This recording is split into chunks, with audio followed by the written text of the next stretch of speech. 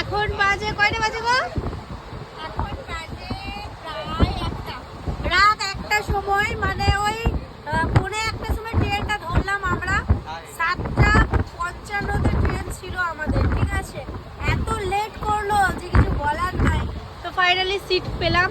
Seat পেলাম কি, আমরা আগের থেকে বুকিং করে রেখেছিলাম, তাই তো? সবাই এই যে যার জায়গার মধ্যে। তোমরা এই ভিডিওটা সকালবেলায় দেখতে পাবে, আপলোড করবো। আর ভয় লাগছে, জানলাটা খোলা আছে তো।